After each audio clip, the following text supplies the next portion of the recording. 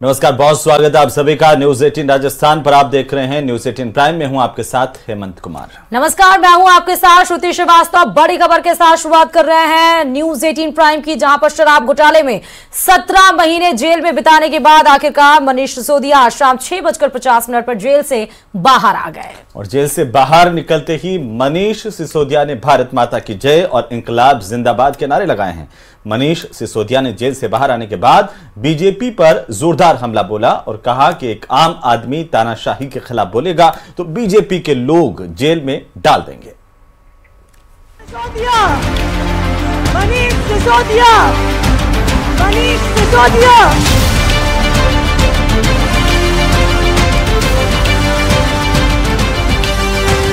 आज सुबह supreme court का फैसला आने के बाद से ही दिल्ली में आम आदमी पार्टी दफ्तर से लेकर सड़कों तक और आम आदमी पार्टी नेताओं के घर तक जश्न शुरू हो गया।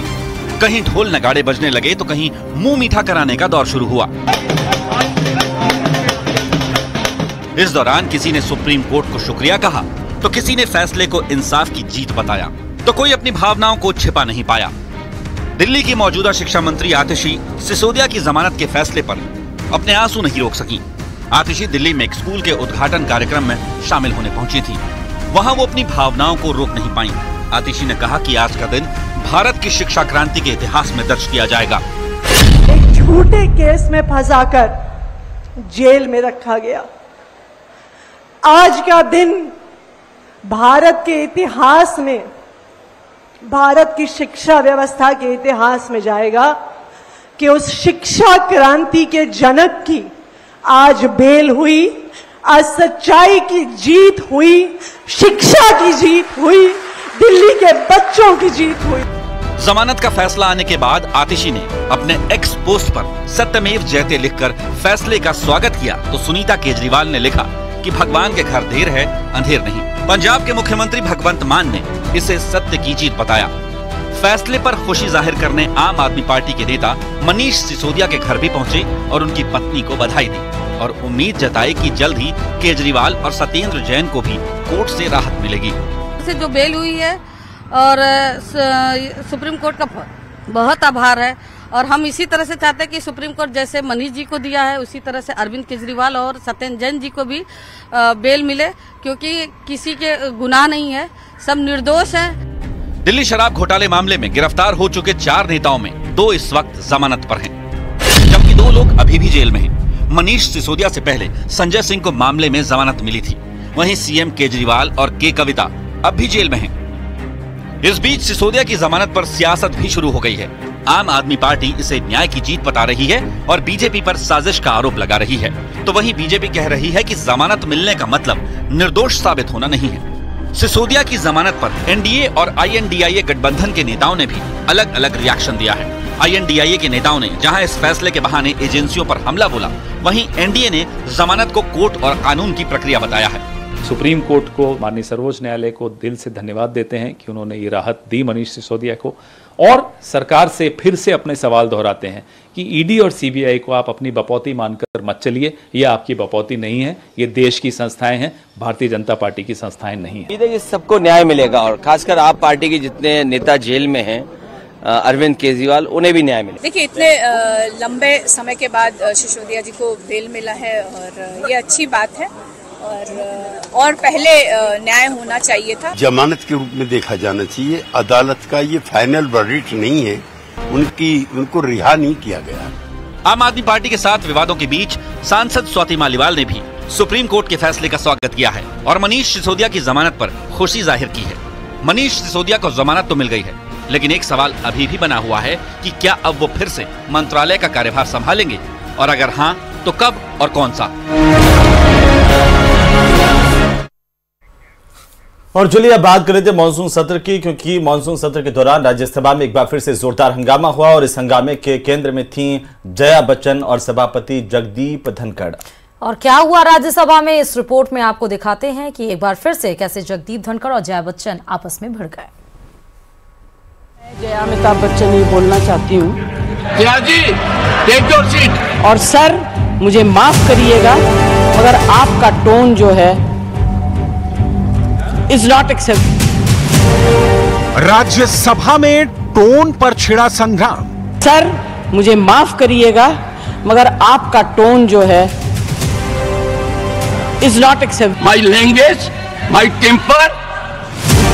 जया बच्चन और जगदीप धनखड़ में घमासान। बॉडी लैंग्वेज समझती हूँ, एक्सप्रेशन समझती हूँ। You have to understand the decorum. No. सियासत में कब किस बात का बतंगड़ बन जाए कहा नहीं जा सकता। अब से कुछ रोज पहले तक सभापति और जया बच्चन के बीच बयानों की जो चिंगारी सुलग रही थी, अचानक उसी बयानों की चिंगारी में टोन वाला धमाका हो गया। सर मैं जया अमिताभ बच्चन ये बोलना चाहती हूँ, मैं कलाकार हूँ, बॉडी लैंग्वेज समझती हूँ, एक्सप्रेशन समझती हूँ। और सर मुझे माफ करिएगा मगर आपका टोन जो है is not accept. We are colleagues sir. सभापति महोदय को एक्टर होने का मनोविज्ञान समझाया गया तो उन्हें भी गुस्सा आ गया। No no no seat given to you. No you don't have floor now. No enough of it. Enough of it. No enough of it. You can't have it. You may be anybody. You may be a celebrity. You have to understand the decorum. No, nothing doing, nothing. No, no, not at all. I will not bear it. बहस इतनी जोरदार हुई कि विपक्ष नारेबाजी करने लगा। नतीजा यह हुआ कि जगदीप धनखड़ का गुस्सा एक बार फिर फूट पड़ा। You want to destabilize the entire nation? Yes. You are out to create chaos in the house. Nothing else is going on record. I shall not be party to this house being converted, Mr. Khadge, as a epicenter of disturbance. I am surprised. Absolutely. The nation is a priority. The nation is always first. नतीजा ये हुआ कि विपक्ष ने सदन का walkout कर दिया, लेकिन सदन से बाहर जाकर भी मामला नहीं थमा। जो कहा जाता है चेयर से वो चेयर पे बैठना अलाउड है। अगर वो चेयर से बाहर हैं वो भी आम एमपी की तरह हैं, हमारे अन्नदाता किसान। I objected to the tone used by the children. We are not school children. We are all, and some of us are senior citizens. I was upset with the tone, and especially when LOP stood up to speak, he had switched off the mic. How can you do this? ये तो परंपरा के खिलाफ है. You have to allow the leader. विपक्ष का ये व्यवहार सत्ता पक्ष को रास नहीं आया। मोर्चा संभाला बीजेपी अध्यक्ष जेपी नड्डा ने। हमें जब विपक्ष की आवाज दिखती है तो मुझे यह संशय होता है कि वह राष्ट्रीय पार्टियां, वह प्रादेशिक पार्टियां, क्या उनका एजेंडा देश को कमजोर करने का बन गया है। और आज जिस तरीके का जो आपने कहा टॉप ब्रास, वह इस बात को इंगित करता है कि सारी लीडरशिप इस बात से सहमत है कि वह किसी भी कारण से हाउस न चले, इसके लिए वो प्रेरित होती है। जो आज का व्यवहार है, मुझे लगता है कि उनको इसके लिए माफी मांगनी चाहिए और सदन की मर्यादा, सदन की गरिमा, जिसके बारे में वो बार बार दोहराई देते रहे हैं यहां बैठ करके, उसको उनको आचरण में लाना चाहिए। वक्त आ गया है आचरण में लाने का। और मैं इतना ही कहूंगा कि इस घटना की जहां मैं निंदा करता हूं, वहीं उनको माफी मांगने की बात भी कहता हूं। सवाल यही है कि मुद्दों से भटकी सियासत कहां ठहर गई है? क्या वहां जहां सदन के महत्वपूर्ण सत्र की बर्बादी ही मकसद है? और इधर बांग्लादेश में अल्पसंख्यकों के खिलाफ हमले की लगातार खबरें आ रही हैं और इसी मामले से जुड़ी अब आपको एक ऐसी तस्वीर भी दिखाने जा रहे हैं। ये तस्वीर देखकर आप हैरान हो सकते हैं, परेशान हो सकते हैं, क्योंकि तस्वीरें कुछ ऐसी हैं। बांग्लादेश में उपद्रवियों ने एक मोटरसाइकिल शोरूम को आग के हवाले कर दिया, जो कुछ ही देर में शोरूम धू धू करके जल उठा और बताया गया कि इस शोरूम के मालिक बिमल चंद्र डे हैं और ये दावा है कि इस शोरूम को इसलिए धुआं कर दिया गया है, जला दिया गया, क्योंकि इसके मालिक एक हिंदू हैं। बांग्लादेश में इस तरह से हिंदुओं को टारगेट करने की खबरें लगातार आ रही हैं। कट्टरपंथियों का ये पूरा जो बवाल है जो मचा हुआ है बांग्लादेश में, उसकी एक तस्वीर आपको इस वक्त दिखाया जा रहा है। हिंदू का बाइक शोरूम फूंका गया है क्योंकि बाइक का जो शोरूम था उसका मालिक हिंदू बताया जा रहा है। कट्टरपंथियों की यह करतूत बांग्लादेश में लगातार बढ़ती जा रही है। पहले इस्कॉन टेम्पल की वो तस्वीरें निकलकर बाहर आई जहां मूर्तियों को खंडित किया गया। ये भी निकलकर बात आई थी कि कई सारे मंदिरों को आके हवाले किया गया। हिंदू पत्रकार की एक हत्या वहां की गई और अब बांग्लादेश में कट्टरपंथियों की जो सीमाएं हैं वो उन्होंने लांघ दी है। एक बाइक शोरूम को इसलिए आग के हवाले कर दिया गया और शोरूम के आगे जो खड़ी बाइक थी उसको भी आग को हवाले इसलिए किया गया क्योंकि वो एक हिंदू मालिक उस बाइक का शोरूम बताया जा रहा था। तो वहीं बांग्लादेश में शेख हसीना सरकार के तख्ता पलट के 4 दिन बाद अंतरिम सरकार शपथ ले चुकी है। मोहम्मद यूनुस बांग्लादेश की अंतरिम सरकार के मुखिया बन चुके हैं, लेकिन अभी तक बांग्लादेश में हिंदुओं के खिलाफ कट्टरपंथी हमले नहीं रुक रहे हैं। तो बांग्लादेश में हिंदुओं के खिलाफ क्रूरता और हिंसा की लगातार तस्वीरें सामने आ रही हैं।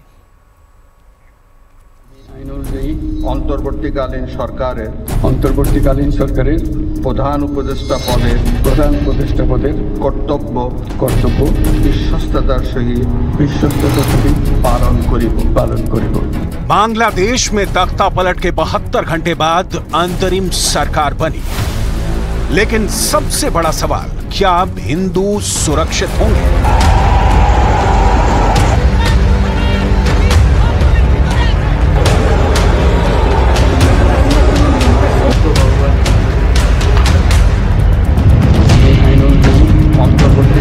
नोबेल पुरस्कार विजेता मोहम्मद यूनुस के नेतृत्व में नई सरकार ने कमान संभाली, लेकिन सवाल फिर वही, क्या अब हिंदुओं पर हमले रुकेंगे? पेशे से अर्थशास्त्री मोहम्मद यूनुस ने अंतरिम सरकार की कमान तो संभाल ली, लेकिन बांग्लादेश के प्रमुख का यह पद कांटों भरे ताज से कम नहीं है, क्योंकि शेख हसीना के तख्ता पलट के बाद भी बांग्लादेश में हालात संभलने की बजाय और बिगड़ गए।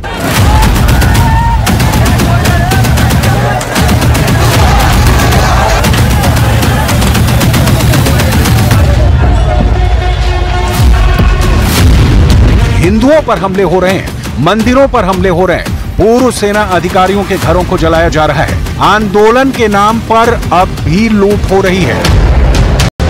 प्रधानमंत्री मोदी ने बांग्लादेश के अंतरिम सरकार के मुखिया को बधाई देने के साथ ही उन चुनौतियों से निपटने के लिए भी कहा जिन चुनौतियों से बांग्लादेश फिलहाल गुजर रहा है। पीएम ने एक्स पर पोस्ट के जरिए लिखा, प्रोफेसर मोहम्मद यूनुस को उनकी नई जिम्मेदारियां संभालने पर मेरी शुभकामनाएं। हम हिंदुओं और अन्य सभी अल्पसंख्यक समुदायों की सुरक्षा सुनिश्चित करते हुए सामान्य स्थिति में जल्द से जल्द वापसी की उम्मीद करते हैं। भारत शांति, सुरक्षा और विकास के लिए दोनों देशों के लोगों की साझा आकांक्षाओं को पूरा करने के लिए बांग्लादेश के साथ काम करने के लिए प्रतिबद्ध है। अंतरिम सरकार के मुखिया का पद संभालने के बाद मोहम्मद यूनुस ने अपनी प्राथमिकताएं बताई और दावा किया कि हिंदुओं पर हो रहे हमलों का आंदोलन से कोई नाता नहीं है।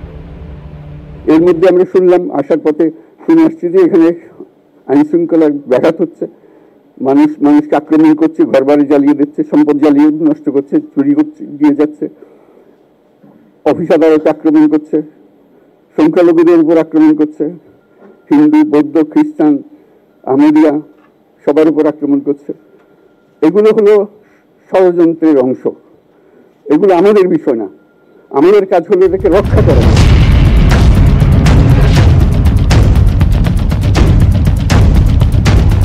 मोहम्मद यूनुस चाहे जो दावा करें, हिंदुओं पर हमले के पीछे की वजह चाहे जो गिनाए, लेकिन सच ये है कि फिलहाल बांग्लादेश में हिंदू सुरक्षित नहीं है और हिंदुओं की सुरक्षा का जिम्मा देश की सरकार के ऊपर है। लेकिन फिलहाल हालात क्या हैं, अब जरा वो देखिए।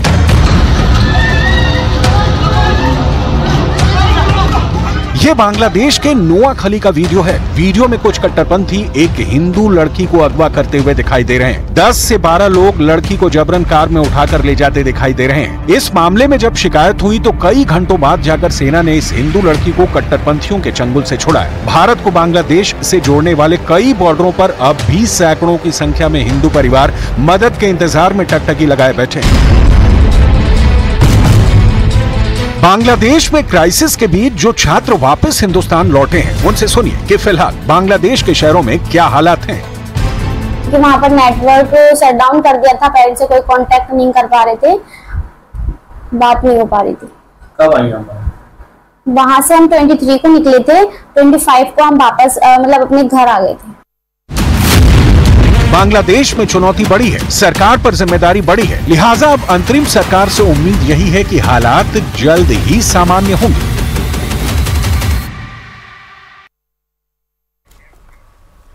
और महाराष्ट्र के पुणे जिले में एक दर्दनाक हादसा हो गया। पिंपरी चिंचवाड़ा इलाके में एक कार ने मोटरसाइकिल में टक्कर मार दी और करीब 300 मीटर तक मोटरसाइकिल और उस पर सवार 2 लोगों को घसीटा। इस हादसे में मोटरसाइकिल पर जा रहे सवार 2 लोग गंभीर रूप से घायल हुए हैं। 7 अगस्त की शाम को हुई इस घटना की तस्वीरें सीसीटीवी में कैद हुई हैं। पुलिस ने आरोपी कार ड्राइवर को गिरफ्तार किया है, साथ ही कार को जब्त कर लिया है। पुलिस ने आरोपी ड्राइवर का मेडिकल टेस्ट भी करवाया है। तो ये तस्वीरें भी हम आपको दिखा रहे हैं महाराष्ट्र के पुणे से। एक बार फिर से इस तरह की भयभीत करने वाली तस्वीर सामने आई है, जहां एक गाड़ी घसीटते हुए लेके जा रही है। 2 लोग इसमें गंभीर रूप से घायल हो गए बताया जा रहा है। कार सवार ने 300 मीटर तक इसको घसीटा।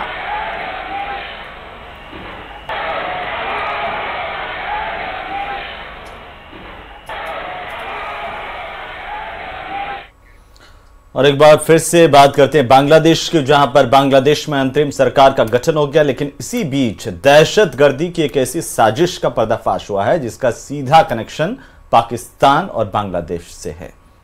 एक्सक्लूसिव रिपोर्ट देखिए इस पर।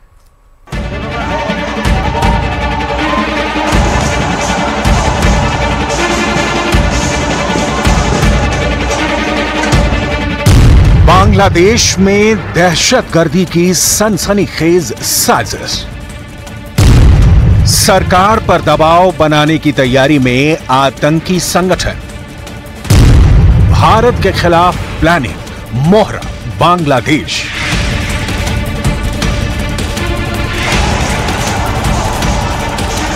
अंतरिम सरकार के गठन के बाद बांग्लादेश में हालात पटरी पर लौटेंगे या नहीं, ये अभी भी सवाल बना हुआ है, क्योंकि खुफिया सूत्रों के हवाले से पता चला है कि बांग्लादेश में ग्लोबल टेरर ब्रिगेड एक खौफनाक साजिश को अंजाम दे रही है।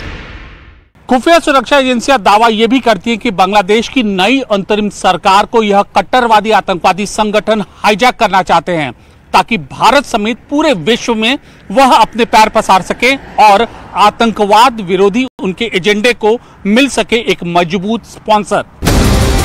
खुफिया सूत्रों के हवाले से पता चला है कि बांग्लादेश में अंतरिम सरकार के गठन के साथ साथ हार्डलाइनर आतंकी संगठनों की टोली भी एक्टिव हो गई है। आतंकियों का यह दस्ता सत्ता में अपनी भागीदारी बढ़ाने की तैयारी कर रहा है। कट्टरपंथियों के इस खास किलर टीम में जमातुल मुजाहिदीन बांग्लादेश, जमात उल अंसार फिल हिंदल शारकिया, अंसार अल इस्लाम, हरतक उल जिहाद अल इस्लामी बांग्लादेश जैसे संगठनों के जेल से रिहा हुए काडर शामिल हैं,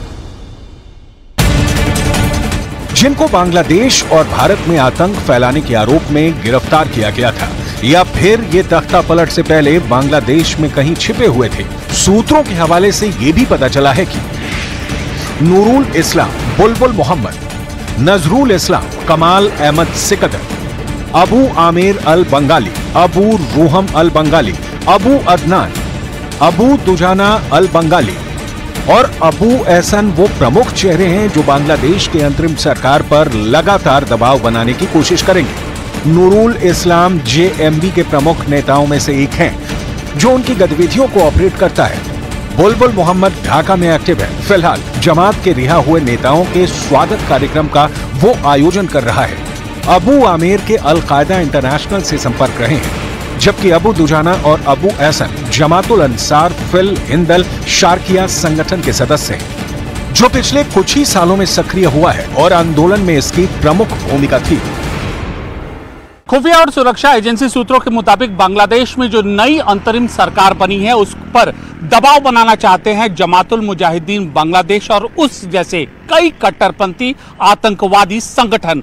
और इसकी वजह साफ है क्योंकि वह भारत में अपने काडर को ढकेलना चाहते हैं ताकि उनके काडरों को फंडिंग मिल सके और उनका मजबूत बेस यहां भी भारत में तैयार हो सके और लगातार वह अपनी भारत विरोधी गतिविधियों को अंजाम दे सकें।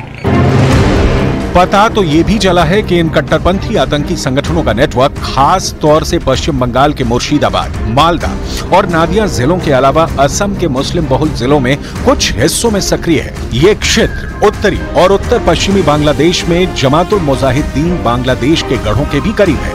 पश्चिम बंगाल और भारत के पूर्वोत्तर हिस्सों में अपनी जड़ें जमाने के बाद खुफिया एजेंसी को ये भी जानकारी मिली है कि संगठन ने दक्षिण भारत और जम्मू कश्मीर, बिहार और झारखंड में भी अपने पैर पसार लिए हैं।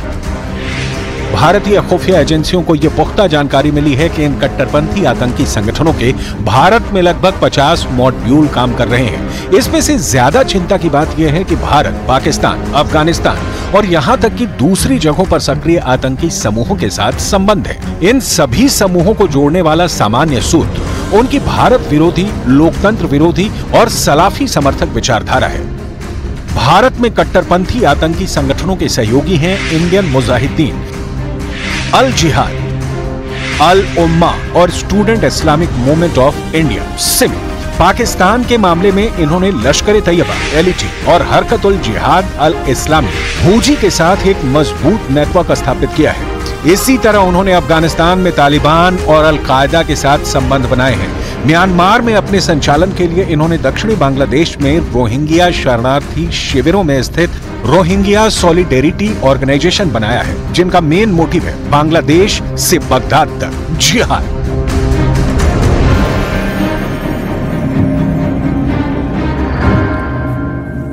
और अब आपको पेरिस ओलंपिक से जुड़ी खबर बता दें, जहां पर पेरिस ओलंपिक में सिल्वर मेडल जीतने के साथ नीरज चोपड़ा भारत से सबसे सफल ओलंपिक बन गए हैं। और ऐसा इसलिए क्योंकि पेरिस में मेडल के साथ ही नीरज ने शूटर अभिनव बिंद्रा को पीछे छोड़कर के रिकॉर्ड अपने नाम कर लिया है। ओलंपिक्स में अभिनव बिंद्रा के नाम एक गोल्ड मेडल है, जबकि नीरज के नाम एक गोल्ड और एक सिल्वर मेडल है।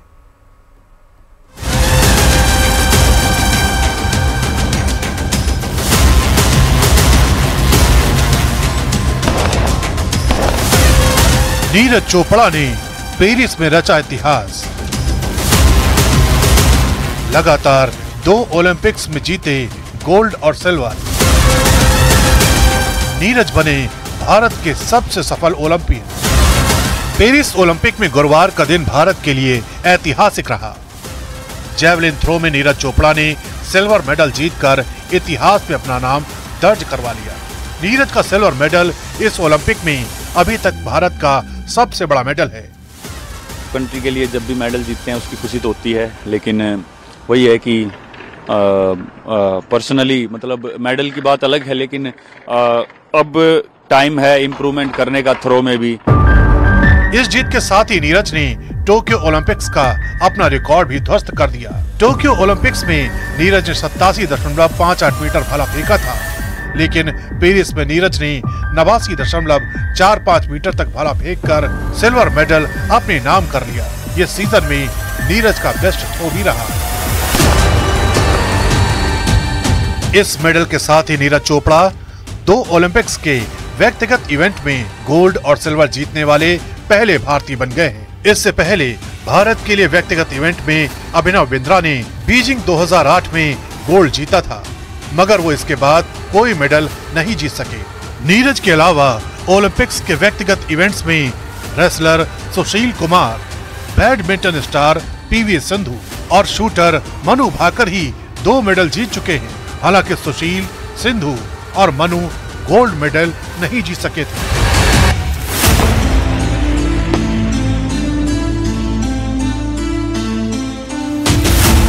पेरिस में नीरज की सफलता की गूंज भारत में भी सुनाई दी।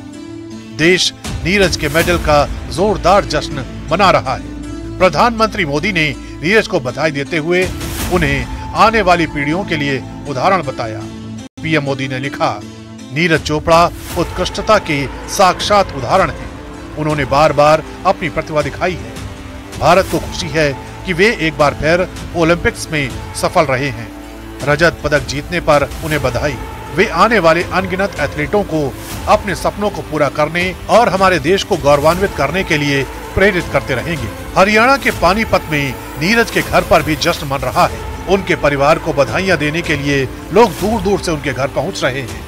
बधाई देने वालों के फोन थमने का नाम नहीं ले रहे। माता पिता का सीना गर्व से चौड़ा हो गया है। ये तो खुशी के आंसू हैं आ जाते हैं, लेकिन बहुत खुशी। हमने सिल्वर की गोल्ड की कोई हम नहीं सुनी है, लेकिन हमने सिल्वर भी गोल्ड वर्गा है। हाँ। और जो बच्चा लेके आया वो भी हमारा लेके आया, गोल्ड लेके आया, सिल्वर लेके आया वो भी हमारा लेके आया। हमारा मानना है कि ये जैसे बोलते हैं भाई उनका बेटा है, तो ऐसा नहीं है, ये पूरे देश का बेटा है। जितनी भी मतलब अपनी पूरे देश की जनता उसके लिए मतलब प्रे कर रही थी, सभी का उसके ऊपर इतना ही हक है। जैसे मेडल जीता तो सभी ने चीयर किया, सभी उसके लिए विश भी कर रहे थे। मतलब काफी मतलब पूरे देश का ही एक बेटा है। पेरिस ओलंपिक में नीरज का मेडल इतिहास का वो हिस्सा है जो आने वाले समय में देश भर के खिलाड़ियों को प्रेरणा देता रहेगा। नीरज ने इस जीत के बाद ये वादा भी किया कि जल्द ही भारत का राष्ट्रगान एक बार फिर अंतर्राष्ट्रीय टूर्नामेंट में जमकर गूंजेगा। और इन तमाम खबरों के साथ न्यूज़ 18 प्राइम में फिलहाल अभी के लिए इतना ही। आगे देखते रहिए न्यूज़ 18 राजस्थान। नमस्कार।